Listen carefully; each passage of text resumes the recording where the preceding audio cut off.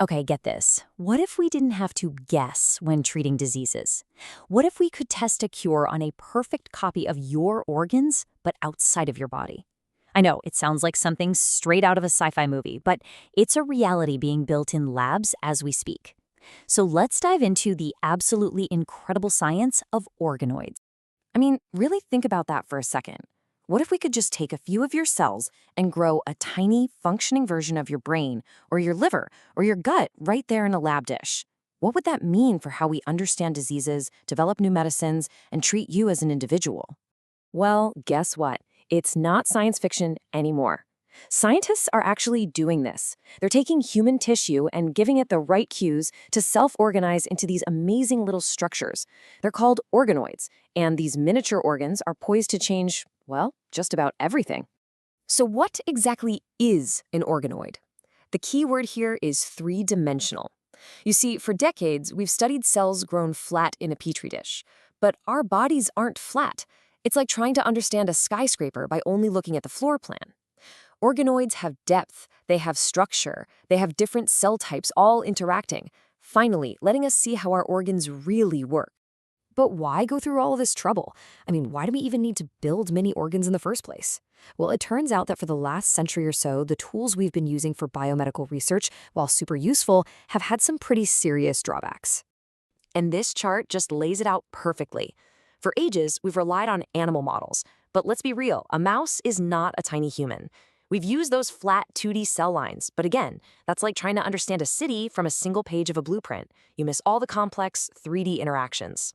Organoids just leapfrog over these problems. They are human-specific, they're three-dimensional, and this is the game changer, they can be grown from an individual patient, creating a personalized avatar of their disease. So how on earth is this even possible? How do you convince a bunch of cells in a dish to build a mini brain or a tiny kidney?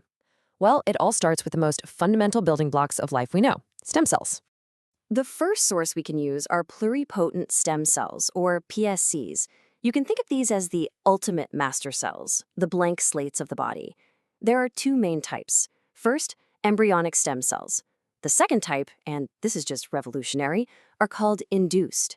Scientists can literally take one of your adult skin cells and reprogram it, basically turning back its biological clock to become one of these all-powerful master cells. Now, the second source is already inside all of us right now. Adult stem cells, or ASCs, live deep inside our organs. They're like a dedicated repair crew, constantly replacing cells that get worn out. They're a bit more specialized, but scientists can coax them to grow into organoids that represent the very tissue they came from. This diagram shows the whole amazing journey. You start on the left with those pluripotent cells, the master cells. Scientists then give them signals that mimic what happens in early development. The cells then differentiate into what are called the three primary germ layers. You can see them branching out here: the endoderm, mesoderm, and ectoderm. And from there, each of these paths can be guided even further to self-assemble into specific organoids. We're talking everything from lungs and livers to kidneys and even tiny developing brains. So you might be asking, which type is better?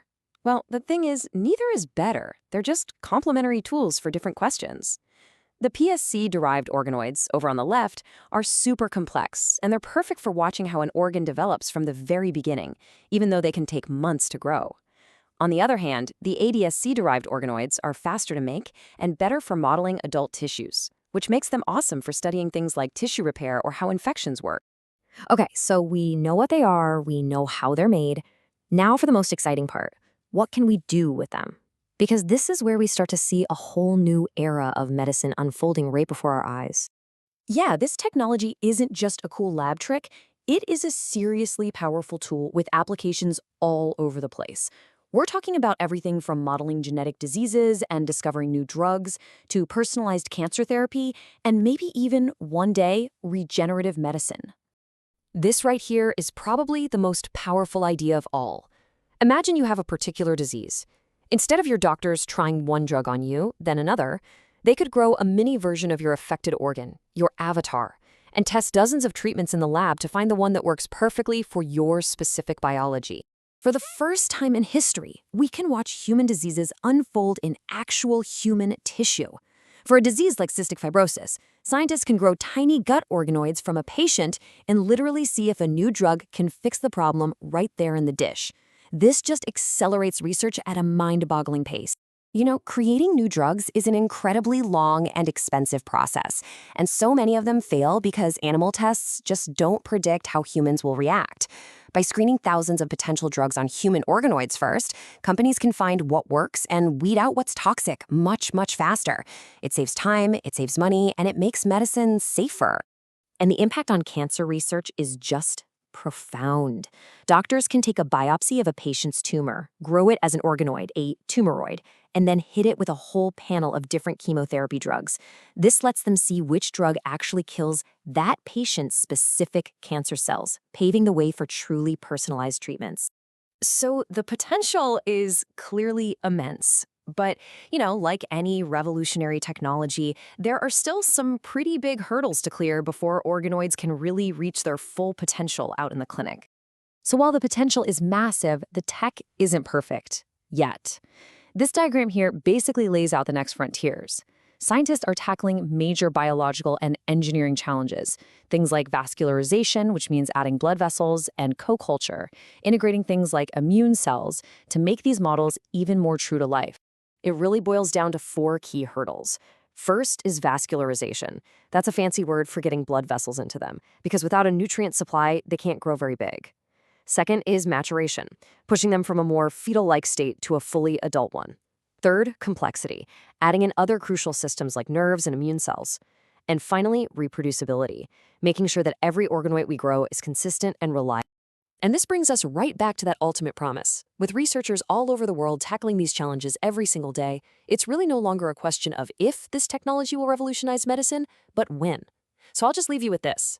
How long until a doctor takes a few of your cells, grows your own personal organoid, and finds the exact cure needed to save your life? The future of medicine is small, and it's growing in a dish right now.